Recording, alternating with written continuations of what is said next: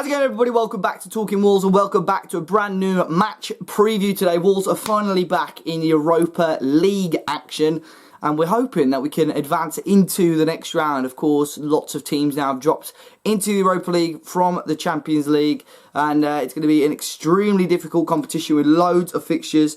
I think the main, obviously, difference with the Europa League is now the fixtures just come thick and fast, with Wolves now having that and the Premier League to focus on. And there's a little bit more incentive now in the Premier League, isn't there? Ever since sort of the news about Man City came out, and I think ever since the game against Leicester, which we'll talk about a little bit more in detail, I think Wolves fans just know we can perform better and we can climb that table. We are as good, if not better, than some of the teams above us. So it's crucial that we do that. So I'm going to be talking about that game. I'm going to be talking, obviously, about team news, my thoughts ahead of the match, and we're going to have some insight on our opponent, Espanyol, as well. But as always, guys, let me know your thoughts in the comment section down below. Hit the like button as well. Subscribe to the channel if you're new. Obviously, leaving your predictions down in the comment section. But yeah, ahead of this game against Espanyol, it's great to have European football back. It still seems surreal that Wolves are obviously in a knockout competition of a European competition. Espanyol come into Molineux this week. And of course, Wolves travelling to Barcelona next week to face off against Espanyol.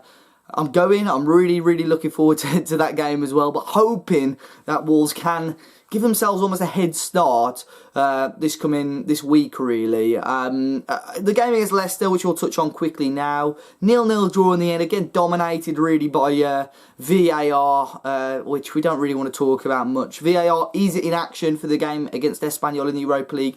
But with UEFA and with European refs, they man it slightly differently. They really don't take as long as the Premier League are doing at the moment. So any decision, I think, will be very quick and fast. So hopefully that doesn't come back to haunt us with VAR involved. But Espanyol, as you guys may have read, you may have watched, you may have seen, they're not having a great season. Of course, I'll leave my friend Hassan to talk about that later on in the video. But yeah, they're just not on a great run at the moment. But they've signed a couple of players this January, most notably Raul de Tomas, ex-Benfica man. He joined Benfica at the start of the season. Didn't really get going there, to be honest. Went back to Spain, where he previously played. He's a Spanish striker, played for Real Madrid. He went back to Spain and had a really great start with Espanyol. However, he has picked up a knock. So for me, that's their key player. And he's not travelled with the squad to face off against Wolves. In terms of team news for Wolves, it looks like everybody's fit, bar Ruben Vinagre still. He's back in training, but looks unlikely that he is going to be pushed back into the starting lineup or the squad in general. But other than that, it looks like it's pretty much free reign for Nuno to pick who he wishes. It's going to be interesting because, of course, Adama and Moutinho are both rested, or they both didn't start the game on Friday. Both obviously got involved in the end, and some people thought maybe it's because he's keeping them for this massive game against Espanyol.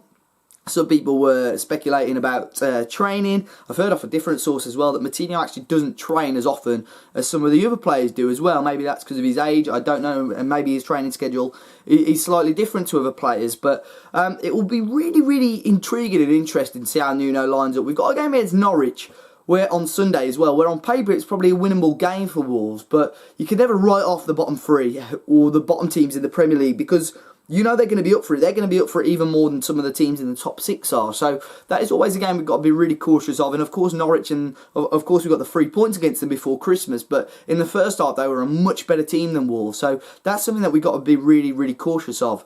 And Wolves have not scored first in a game since our last Europa League game against Besiktas. So it's really crucial for Wolves to start getting good starts now. Not just against Espanyol, but against Norwich and in every other game now this season, because the league positions are there to be taken. The Europa League's there to be taken. You know, Wolves have just got to go for it and try and finish this season as strongly as possible. Back to the team selection though, the front three is just really up in the air. Who do you pick? You've got Raul, who, of course, that striker position is his own at the moment. You've got Adama Traore, who's looking great, but is he just slightly not sharp and fit enough at the moment? You've got Pedro Neto still willing and really working to prove a point. Diogo Jota, who, of course, he's had an injury recently. He's come into the team, looked okay, but it's just that end product isn't quite there. And Daniel Podence, who's obviously coming in January, and it's sort of gone into the unknown, really, like what we're going to expect from him. He's really got to work and wait for his place in the team. And I'm looking at Podence, I'm thinking, are you going to start? Is Neto going to just come back in? Well, at Darmstadt, it's really, I don't know. I think that the front three really, for me, is really up in the air. I'd love to probably see Raul, Adama, and possibly even Neto just get the nod ahead of ahead of Jota. But I could also, on the flip side, see Jota and Adama. I could see Jota and Neto. I could see Neto and Podence. You know, you really don't know at the moment. I can see Neves and Matinho returning into midfield too, although Duncan did a great job on Friday, and the back five will remain the same, I'd assume, as well. And obviously Patricio in goal. I think if Wolves do get a comfortable victory or comfortable margin, we could see some changes next week. Maybe we'll see Max Kilman come in. Maybe we'll see, Podence and etc. start, whoever doesn't start tomorrow. But it will be really, really interesting and intriguing. I think the crucial thing for Wolves is do not concede an away goal. Even if we just grab that 1-0 win, it gives us a huge advantage. You see in some of the Champions League games, Dortmund, PSG, although PSG lost to Dortmund 2-1, they got that away goal advantage, and that could be huge for them in the away tie. So it'll be really, really interesting to see how Wolves get on. It's a different type of opposition. Of course, Braga, probably the team that shocked our group, really did extremely well in the end, although their league performance were a bit wobbly. They did a job over us at Molineux, and it'll be interesting to see how Espanyol line up and how they do as well. I'm going to pass over now to a friend of ours, Hassan, who is working with the Liga Lowdown to give us the lowdown on our opposition, Espanyol. Hi guys, Hassan Karim here from the Liga Lowdown to give you a preview of what you can expect from Espanyol in the upcoming game against Wolves. They are currently bottom of La Liga. They've not had the best of seasons this year. They've had 3 managers come through the door, with the latest being Abelardo Fernandez, who's actually not doing too badly so far. They had quite a hard summer. They lost, their main goal scorer in Borja Iglesias, their main defender in Mario Hermoso, along with a good manager in Rubi Terrell Betis, which has been quite a big contributing factor to why they've struggled so much this season. They spent around 40 million euros in the January transfer window on 2 new defenders in Cabrera and Mbarba. And they also brought in Benfica striker Raul de Tomas, who's actually done quite well for them this season. He's got 5 goals in 5 games. Under Abelardo, the team does the simple things well, usually quite compact in a 4-4-2. They play up with a 2 up top, with de Tomas obviously being the focal point of that. They defend well, and they've been quite stubborn to a lot of the sides that they played, especially recently. They performed quite well in Europe, which has been quite a contrast in terms of how they've been playing in the league. They topped their group, and they seem generally a bit more up for it in Europe. They've also got a history, of course, with the UEFA Cup, which was what the Europa League formerly was, making a run to the final in 1988 and 2007.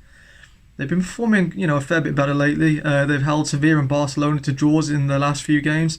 They've lost just 1 of the last 5, so it could be, quite a tricky game for them, considering they're missing de Tomas, who's out through injury, and key midfielder Marc Rocco is also out of the game. So I think they're looking to maybe try and go for it, but I think in terms of what they may do, they've got an eye on their game on the weekend, which is against also a relegation candidate. So they may have one eye on that, but generally speaking, they could prove to be quite a tough opponent for Wolves. So big thanks to Hassan for that. You can find out his links in the description down below. A big thanks to that. As I say, he didn't have to do that, and he has done, so I really, really appreciate that, to give you guys a little bit more info on our opposition. But it's prediction time. Here are your predictions quickly now on the screen. And now it's time for my prediction. As the die-hard talking Wolves fans know, I normally go for a 2-1, but I really back Wolves tomorrow, and I really back us to get a clean sheet. So I'm hoping that we're going to grab a 2-0 win, clean sheet, 2-0 win at home, would be absolutely massive for Wolves. And obviously, it will take a little bit of pressure off us next week. I think it will give fans that are travelling to Barcelona or Espanyol next week, make them at ease a little bit more. And enjoy their time in Barcelona. And I think it just takes a bit more pressure off us in the league as well. We can afford to possibly rotate 1 or 2 players. But I know a lot of people that's possibly saying we're going to prioritise this as much as the Premier League now. I really think we've got to grab both competitions with both hands if we can and just go for it.